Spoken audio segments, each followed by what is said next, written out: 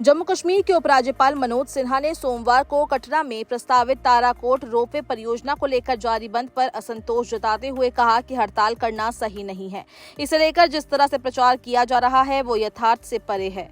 ये परियोजना न्यायालय के निर्देशानुसार स्थानीय भौगोलिक परिस्थितियों को ध्यान में रखते हुए और स्थानीय हितधारकों से विचार के बाद ही तैयार की गई है। ये परियोजना किसी की आजीविका को नहीं छीनेगी बल्कि और भी कई अन्य लोगों की आर्थिक खुशहाली का माध्यम बनेगी। ये यात्रा को सुगम बनाने के साथ श्री माता वैष्णो देवी के दर्शन के लिए आने वाले श्रद्धालुओं की संख्या में वृद्धि करेगी।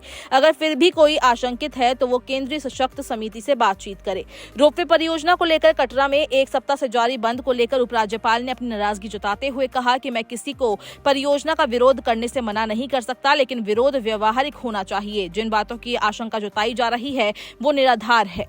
परियोजना को लेकर किसी को अगर अपने अहित की आशंका है तो वो तभी दूर होगी जब वो उसके समाधान की इच्छा के साथ बातचीत के लिए आगे आएगा। उपराज्यपाल ने कहा कि माता वैष्णो देवी के दर्शन के लिए देश विदेश से रोजाना हजारों श्रद्धालु आते हैं। बंद की आड़ में उनके लिए यात्रा को मुश्किल बनाकर हम किसका भला कर रहे हैं। उन्होंने कहा, राष्ट्रीय हरित अधिकरण में साल 2017 में गौरी मुलेखी ने एक याचिका दायर की थी। उसी याचिका के फलस्वरूप यात्रा मार्ग पर घोड़ों और खच्चरों को हटाने का निर्णय हुआ।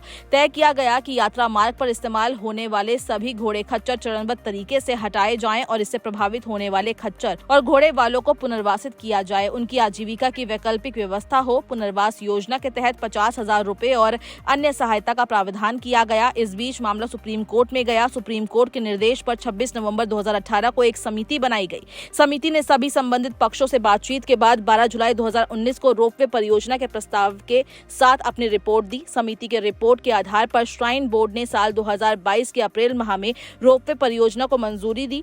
इस योजना की वैधता और सर्वे का जिम्मा राइट्स को सौंपा गया, जिसने कहा कि परंपरागत मार्ग की भौगोलिक परिस्थितियों को ध्यान में रखते हुए वहां रोपवे का निर्माण अनुचित है। वहां आपात परिस्थिति में राहत कार्य मुश्किल हो जाएगा और जगह भी पर्याप्त नहीं है। इसलिए ताराकोट सांझी छत के बीच रोपवे को बनाने का निर्णय लिया गया। बता दें कि उपराज्यपाल ने यह भी कहा कि रोपवे परियोजना से पैदल यात्रा बंद नहीं होगी, क्योंकि सीमित संख्या में ही श्रद्धालु इसका लाभ उठा सकेंगे। इसके अलावा रोपवे से यात्रा का टिकट लेने के लिए श्रद्धालु को कटरा में निहारिका भवन में ही आना होगा। अगर अब कोई कहे कि इससे पिट्ठू और पालकी वालों की आजीविका बंद हो जाएगी तो ये सरासर गलत है। इसके बावजूद पिट्ठू और पालकी वालों को वैकल्पिक आजीविका उपलब्ध कराने उनके आर्थिक पुनर्वास की योजना भी बोर्ड और सरकार के पास विचाराधीन है।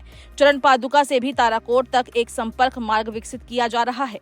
उपराज्यपाल ने कहा कि श्राइन बोर्ड परंपरागत यात्रा मार्ग के सुंदरीकरण, यात्रा मार्ग पर स्थित सभी धर्मस्थलों के विकास और संरक्षण के लिए एक बहुआयामी योजना को कार्यान्वित कर रहा है। हम इस पूरे क्षेत्र में स्थित सभी पौराणिक धर्मस्थलों को विकसित करते हुए आपस में जोड़ रहे हैं। कटरा के लोगों को इंटर मॉडल स्टेशन और एक्सप्रेसवे परियोजना को लेकर भी कुछ आशंकाएं हैं, उन्हें भी दूर किया जा रहा है। इस विषय में केंद्रीय सड़क परिवहन और राजमार्ग मंत्री नितिन गडकरी से भी बातचीत की जाएगी।